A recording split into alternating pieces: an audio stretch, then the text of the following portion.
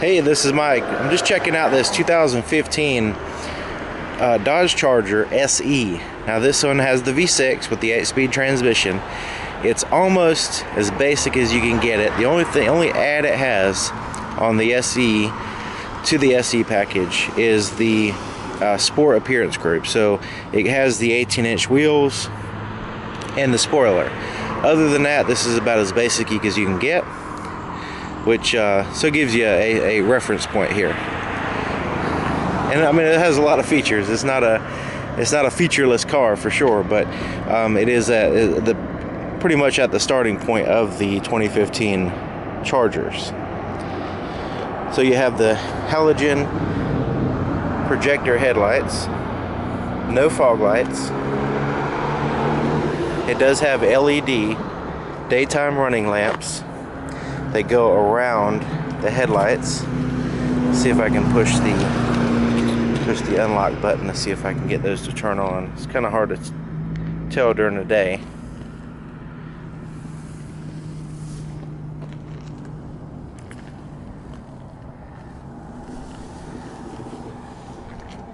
But the color on this one is billet silver, and it looks like the tires, I mean the wheels here, are kind of matching with the rest of the car. Now it does have the proximity key, so there's the key right there, and so basically I can lock the car and I can unlock the car just by putting my hand under the handle. It unlocks the car. As this is only for the driver and the front passenger and driver doors. The back doors are not like that. Here's the inside of the door. You got a pocket there at the bottom, bottle holder. This is kind of like a soft touch rubber feel here, and pretty much everything's soft to the touch except for that's the hard plastic there. Manual adjustments on the cloth seats here in the front. Comes with the floor mats that hook in so they don't slide around.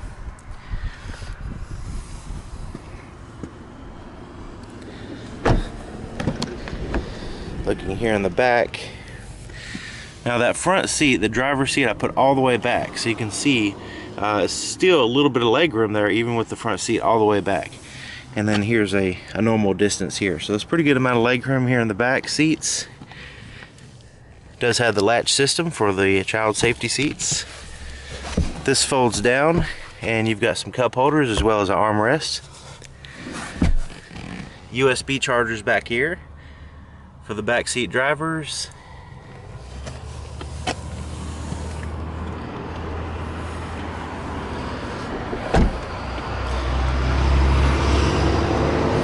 Alright, so I'm going to go ahead and push the unlock of the button again, so hopefully you can see the glow of the tail light here. Check out my video 2015. It's called 2015 Dodge Charger at night, so you can get an idea of what all the lights and stuff looks like at nighttime. So let me go ahead and open the trunk. You can see it has a V6, but you can see it does have the dual exhaust with the bright tips there for the exhaust. Now there's two ways I can open up the trunk right now. I can use the key, double tap that, and it opens up. Or if the key's in my pocket, which is pretty much designed to be with the proximity key, I'm going to go ahead and take the key, put it in my pocket, and I could just walk up and push this little button here. It's kind of hidden, and it opens up the trunk.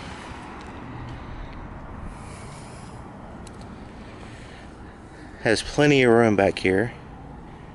You got a light there, got a light there.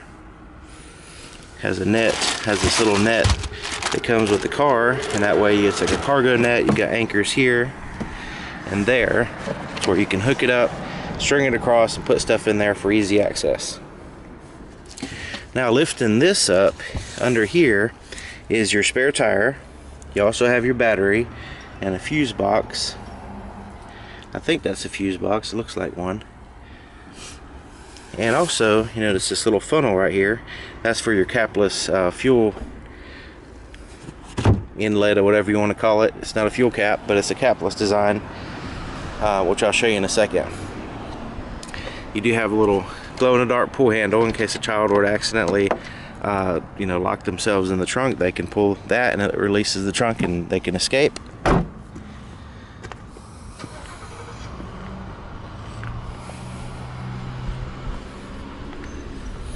The aluminum wheels are pretty neat looking. I like the styling. Has the Michelin tires on this one.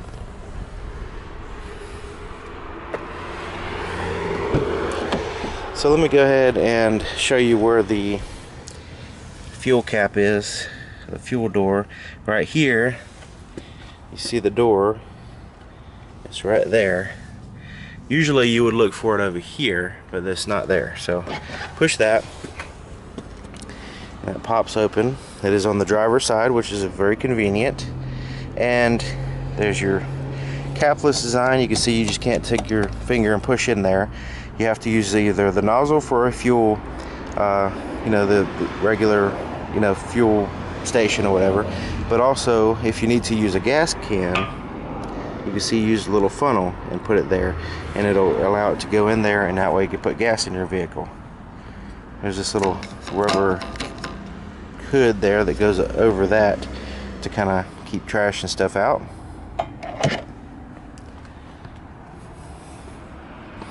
So back to the front door. This is the driver's door. It's got a very soft padding. This is cloth. This is like, it feels like a rubber material.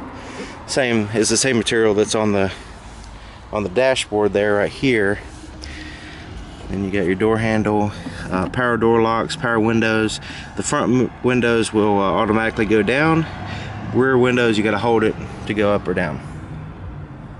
Got a pretty good sized pocket down here, bottle holder there, speaker.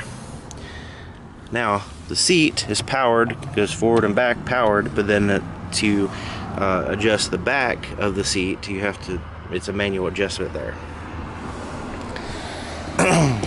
Alright, so hopping in, has the automatic headlights here.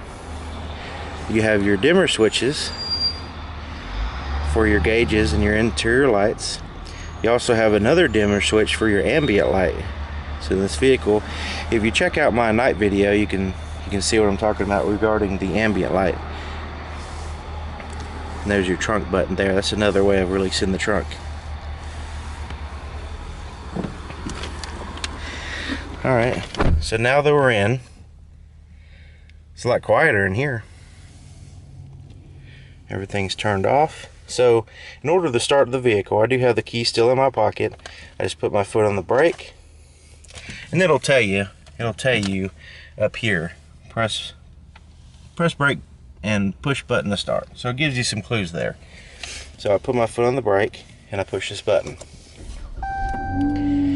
And since it's an automatic transmission, you can just push the button and you don't have to sit there and hold it.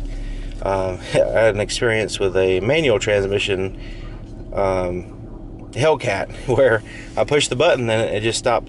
It didn't start, and I'm like, that's weird. So I pushed it again and had to hold it because apparently the manual transmission is different on that respect. So here's the steering wheel. It's leather wrapped with some stitching around the inside. And it does have the grips here and there. Has the Dodge badge there with some chrome around the outside, which is pretty neat. Excuse me. On the right side is your cruise control. Now, as long as you push this button and where it makes sure that it's on. See how this toggles on and off? It has to be on, and then that way you can set it.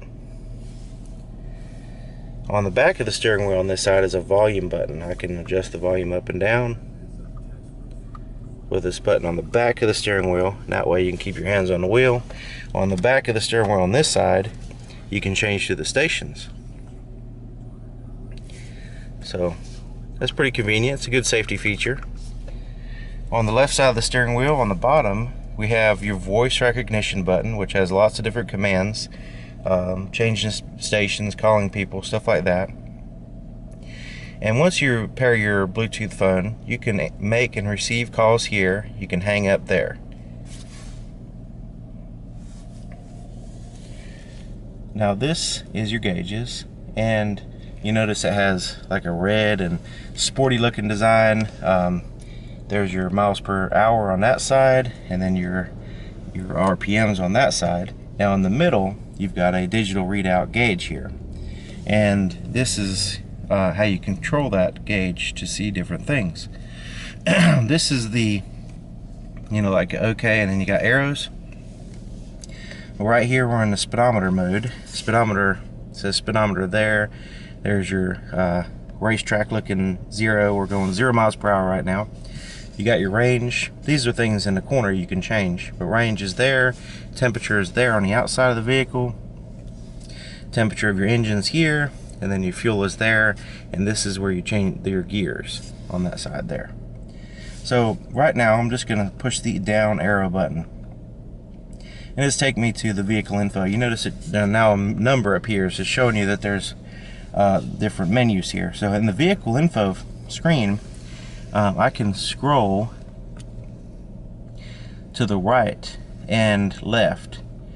Right now it's showing the tire pressure, but you can scroll to the right and you can get all kinds of different temperatures and pressures of the vehicle in real time. And it scrolls back to your tire pressure. Scrolling down goes into my fuel economy. It gives me a real-time gauge, it gives me a range, and it gives me an average. Scrolling down again, it gives me a trip. Now this is 2 trips, trip A, trip B. And it's not just a mileage trip, you also have a average miles per gallon, but also a timer as well. Scrolling down, this is your audio, what your radio is doing basically. Messages will be here, anything the car wants to tell you. Screen setup, that's what I was talking about. You can change the corners here, and then it goes back to speedometer. Excuse me. So that's kind of a brief overview of that center screen there. Now there's another screen on this side. This is more for your some other stuff. This is where you find your radio and different things. Before I go too far, it's kind of getting hot in this here. I'm going to hit climate, temperature, and I'm going to scroll that down. Done. Alright, so go back to radio. Okay, so now we're in the radio screen, and it kind of gives you an idea of your temperature there, gives your fan speed there, and has your presets for your radio at the top, AM, FM, and all that good stuff. Media. Now the media, this is where you can connect different devices. This vehicle has a USB port right here. Let me get to it. Inside the center console is a USB, an SD, and an auxiliary input, so you can plug in different devices into the system. It does not have a CD player. CD players, I keep hearing a lot of people say, man, it doesn't even have a CD player. CDs have been obsolete for at least 10 years, but they're kind of lingering around just because people have so many of them. But really, it's not that big of a deal. It's so much easier to have a USB drive with a bunch of songs on it and playing than, popping in and out CDs. But hey, people held on to cassette tapes and all that stuff too for years, so you might still have some now. Phone. This is where you can pair your phone, but also once you pair your phone, you'll have recent calls, your phone book, and also all this stuff will light up when you pair your phone. You have a keypad right here. Won't let me go into it now, but you can also hit this transfer button and transfer the call back to your cell phone if you want to have a private conversation. Compass. See what the compass looks like. Pretty cool. Climate, that's what I showed you before, and it has a like a dual zone. Hold on, let me turn this off. It has a dual zone. Let's see here. No, it doesn't. Let me see here. Yeah, it does when you unsync it. You can see where basically you can adjust the right and left separately. So you notice, I mean, this is a base model, pretty much a base model Charger, but you notice it has dual zone. It has all kinds of cool features so far. Just kind of checking out push button start, proximity key, Very feature-rich vehicle for being a base model. So there's, you know, basic your climate control. You get your fan, you can adjust it. You can blast out like a hurricane. That stuff. You know, where you want the air to blow and all that. And let's hit more. Now this is, you know, kind of gives you some more information. You can adjust your clock. Actually, let's hit the clock and you can actually see a big clock there. Settings, that's where you adjust your clock, and then you can turn the screen off if you want to, just by pushing that, and it goes away just in case it's distracting you or something like that. But you can always push it to turn it back on. So down here, you have a volume button. You have a way of tuning through the stations here, just like on your steering wheel. And so these are kind of redundant buttons, and the back button is to go back in the screen. There's your traction control button here. You can turn that off. Default is on while the vehicle's running, but you can turn it off if you want. And when you push it off, it'll let you know up here.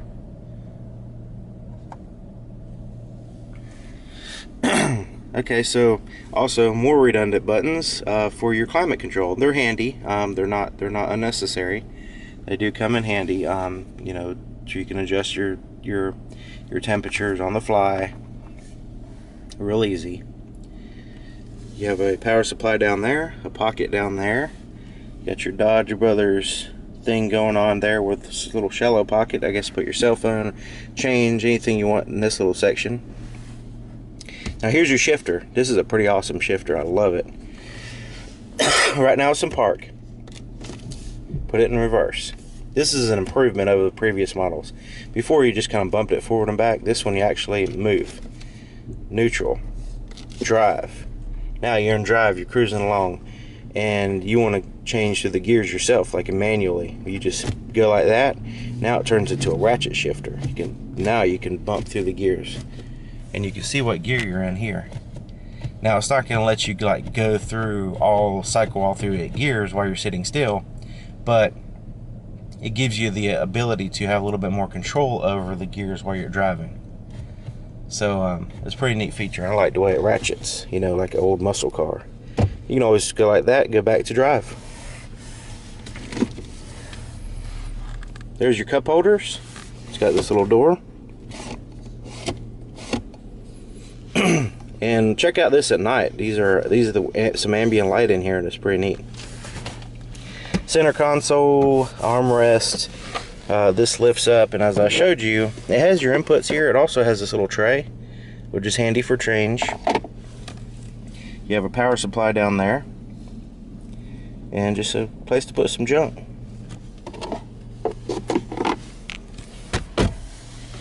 You have a lockable, huge lockable glove compartment. It's felt line on the bottom, and then you've got those little shelves there on the top. There's a rear view mirror. It is a manual night mode there. These little bumps on the top of the rear view mirror are your microphones for your Bluetooth system. Place to put your sunglasses in here. Tap lights on both sides. Visor has mirrors and lights. Yes, this is the SE model.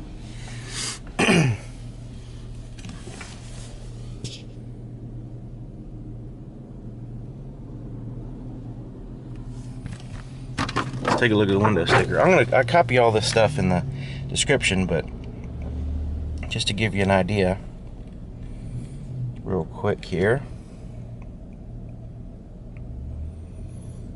And you can see optional equipment. It just has the customer preferred package sport appearance group.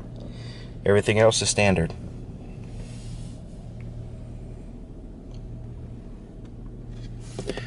Alright, let's take a look under the hood.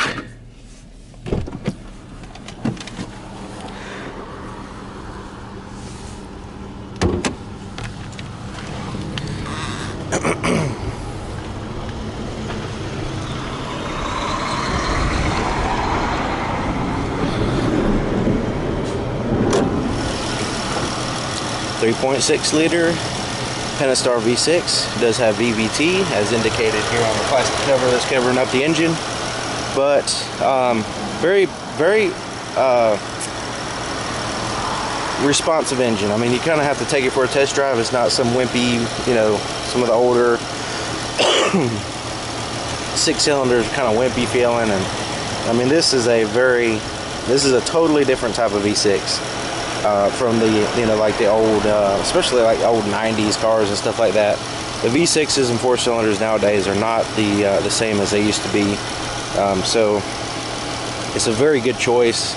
It's not a wimpy engine at all. It get really good gas mileage, and it's like 31 on the highway. I mean, seriously, that's awesome. So anyway, if you purchase one of these, let me know. If you have any, you know, real world experience with a 15 Dodge Charger, let us know in the comments so you can share your experience with everybody else. And if you have any clarifications, corrections, anything to add, let me know as well. Thank you for watching, and I'll see you next time.